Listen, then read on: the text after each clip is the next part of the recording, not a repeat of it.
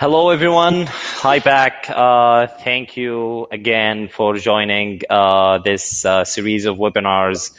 And I would like to also thank Miss Yvonne and the UNDP and education above all, everyone who has given us youth the space to speak up, and not just actually to speak up, but also being part of moderating and designing this entire panel or this entire conference. So thank you very much.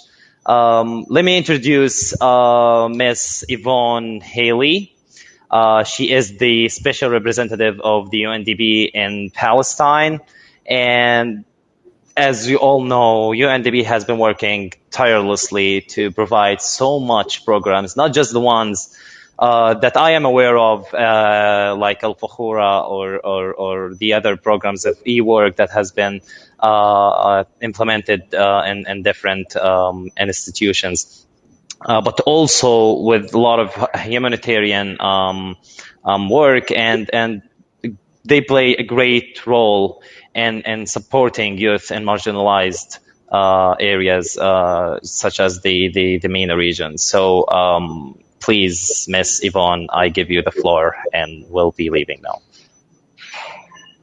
Go ahead. Thanks, Ahmed, very much. Ahmed and I met each other when we went to the WISE conference in Qatar last year, and we've become very good friends throughout. We are incredibly proud of the students that have been produced by the Al-Fakhura Dynamic Futures program. So there's nothing better than to being introduced by Ahmed.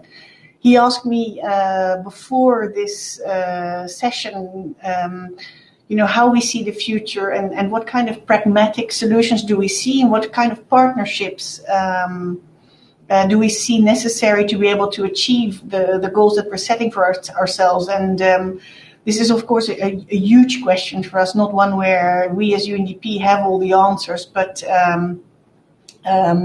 we do think that partnerships and creative solutions and long-term, medium, short, and long-term strategies are fundamentally going to be changing the way that we've been approaching education in the past. And of course, we've heard a lot about that in the past 2 days. And so I think that's given us a lot of food for thought with regards to how we see the future. So if you allow me, being UNDP, I would like to take a step back in providing you with some of the elements of an answer that education above all, our staunch partner in our education efforts, is of course probably much better placed to answer, and you'll hear Fahad in a moment. So the year 2020 marked the beginning of a decade of action towards the Sustainable Development Goals that most of you, I'm sure, have heard about. At its outset, the COVID-19 pandemic has shaken the world and caused the greatest socioeconomic shock in a generation, impacting societies and economies at their core. With up to 100 million people being pushed into extreme poverty in 2020 and 1.4 billion children affected by school closures and record level unemployment and loss of livelihoods, it's clear that COVID-19 will massively curtail development gains. You all read the news, and you're seeing how the world is reacting and what the implications are of these reactions. My concern is that we've not seen half of what the virus can do, particularly in countries that have limited mechanisms to cope.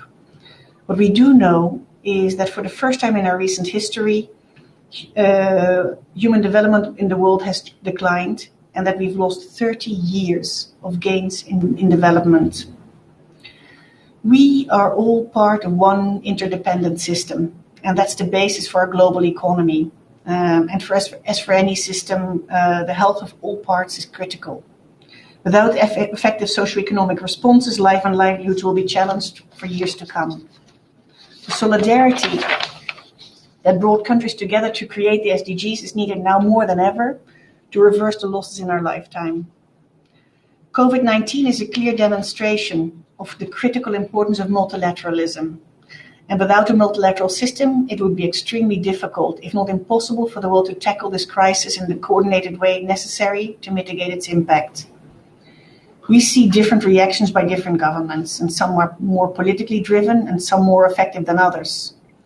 forging alliances amongst actors to prepare and to implement response plans and strategies that are inclusive is critical to UNDP's response. It is centered on institutional transformation and active engagement between citizens, including young people like yourselves, government, local and international stakeholders amongst all sectors, to build back better together. One of our strengths as UNDP is that we are a universal institution. We have a worldwide network with an enormous range of expertise that we can tap into as needed. We're helping countries to urgently and effectively respond to COVID-19 as part of our mission to eradicate poverty, to reduce inequalities, and to build resilience to crises and shocks. And we are the UN Secretary General's technical lead on the socioeconomic recovery. UNDP is supporting the setup of a multi-sectoral whole-of-society approach to face the challenges beyond the health sector, to limit the spread of the virus and to mitigate the potentially devastating impact it may have on vulnerable people. At the core of this are four main areas. The first is governance. The second is social protection and emergency job creation. The third is the green economy. And the fourth is digital disruption. Topics that have been widely discussed in the sessions in this conference over the past 2 days.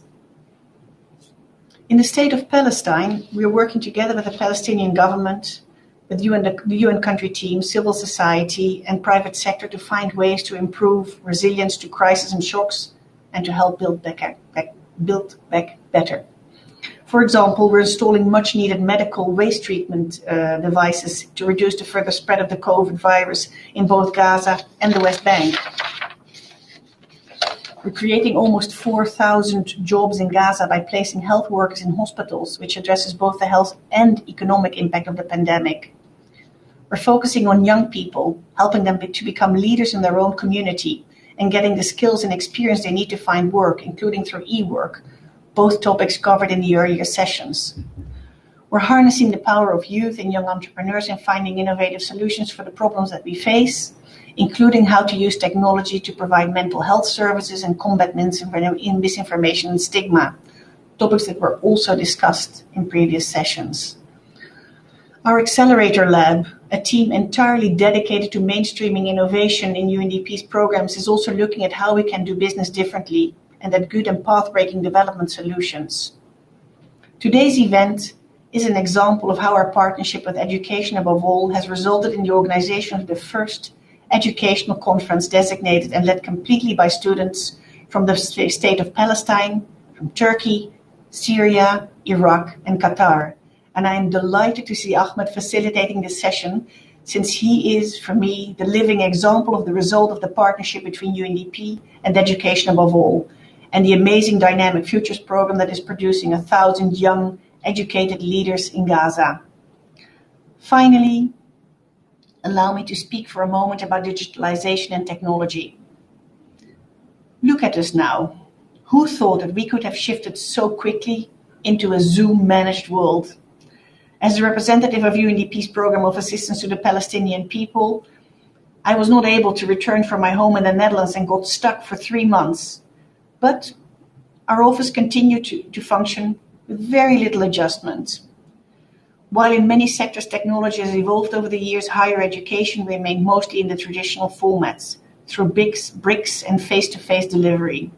Due to the COVID-19, higher education has been significantly disrupted, and as students around the world are forced to study remotely. Video conferencing and video conferencing apps are throwing universities a lifeline. But again, here you do see the divide. Because if you're a student and your class switches to online learning and you don't have the electricity or the internet at home, you lose out on education. If you do not have a working computer or a tablet or a smartphone, you cannot attend an online session. What we are seeing is that the divide has grown. What we are seeing is that the divide has grown wider, and the most vulnerable have lost months of education. So let us not talk with idealism about the necessity of digital engagement. Given the diversity of contexts and capacities, not every student and community has access to the same level of technology. What we should rather be exploring is the kind of engagement we want and on what terms. In other words, it is necessary to consider a myriad of options and be aware of what technology can or cannot do, and how we can take advantage of this new reality in which we live. COVID-19 is putting an entire generation at risk. For the young people to find jobs and opportunities in this economic recession is going to be very difficult. So the bigger question we need to ask is what we are actually doing collectively as a world. Is there a way for us to take measures so we do not undo your future opportunities while protecting those that are most vulnerable to the virus?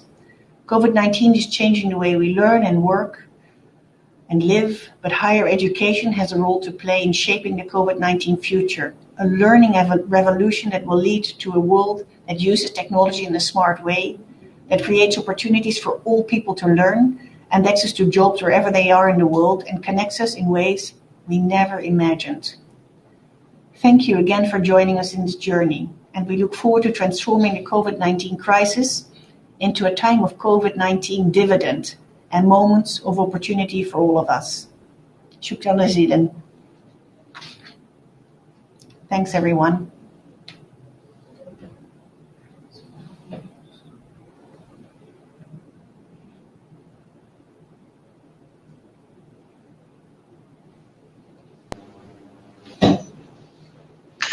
Thank you very much, Miss Yvonne, for your speech. That has been great. Thank you for giving us the time to join us in the closing remarks.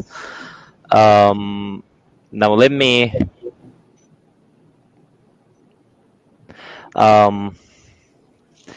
now introduce our another main pillar of all these trainings that we've been going through, Mr. Fahad Al-Sulaiti. He's the Chief Executive Officer of Education Above All. This foundation has been envisioning the... Excuse me. It sounds like we're having a technical issue. We'll reconnect. He's not there yet. We completely disconnect this.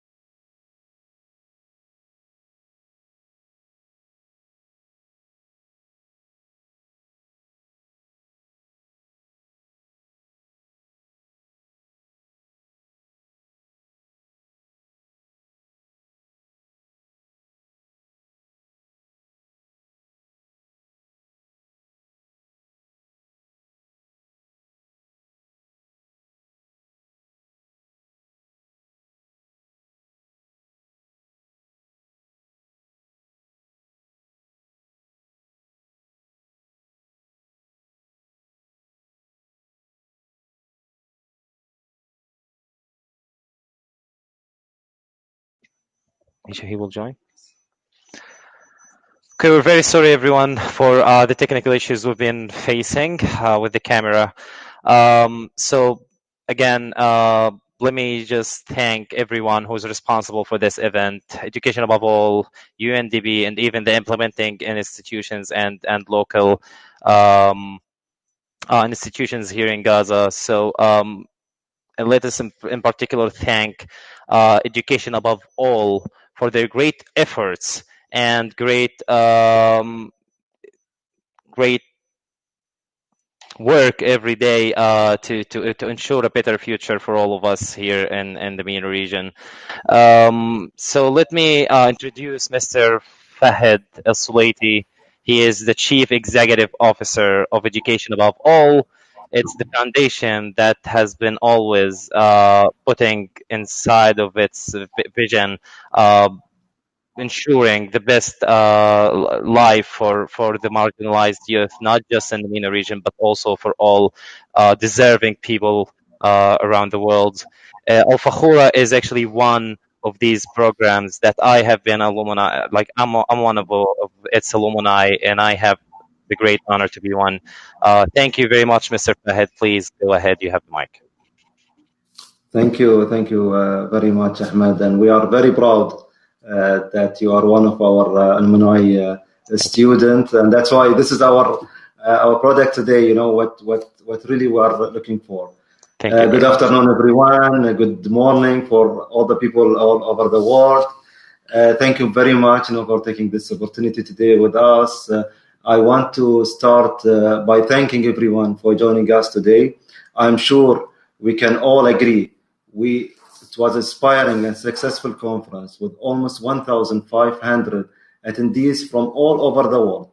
I want to thank the UNDP for their assistance in facilitating the conference. I want to thank all of the speakers of leading your experience and expertise to the panel discussion and especially the outcomes. I was looking for that, and really we have very, very strong outcome for this conference. I want to thank all Fakhura students who have worked over the last few weeks to make this conference important and successful. I would like to start as where Ahmed has been, and where, the student of Al-Fakhura. So Al-Fakhura, one of our program, we have supported over 7,000 students in higher education and economic empowerment, especially in Palestine and for Syrian refugees. Today, before the COVID, 3% of the refugee youth worldwide have access only to the higher educations. And with the COVID, the situation is going worse and worse. We don't have the data, but we don't know where we are going.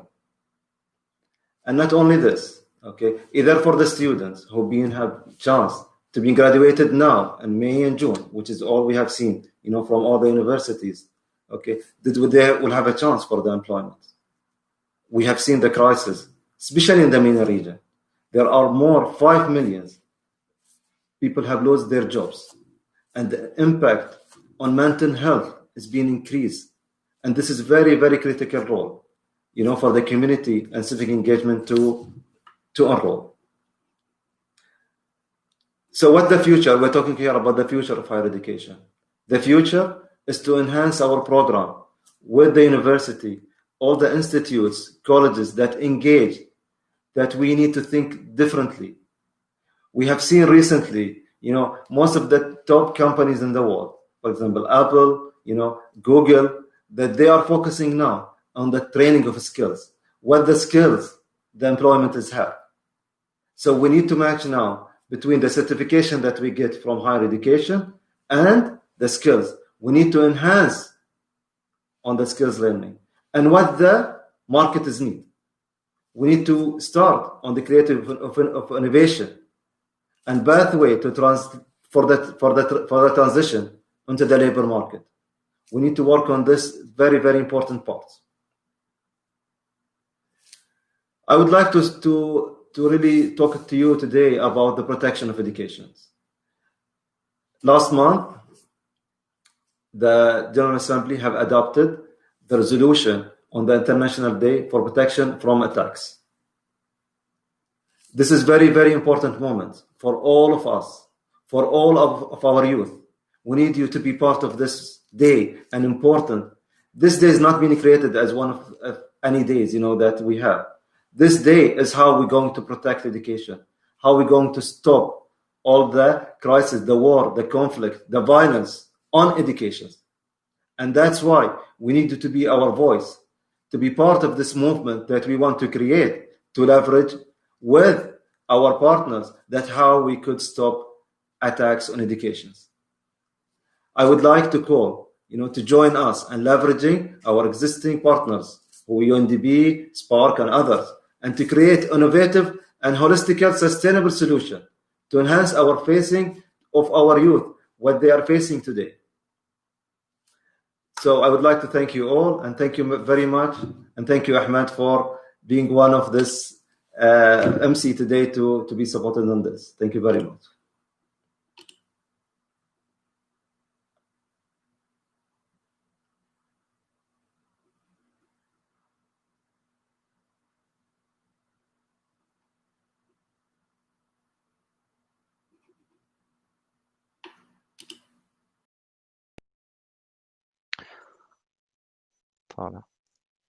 Thank you very much, Mr. Fahad, for your word. Thanks to the whole contribution that you guys have been doing enormously in the past period and in the future. Thank you, our attendees, for being in this conference. Thanks, Education Above All. Thanks, UNDP. Thanks to everyone who's responsible for this. And looking forward to see you with other events in the future. This is it, and this will be the last time, the last panel. Thank you very much. You can exit from the left. There is a red button. You can exit from it, and that's it. Thank you very much.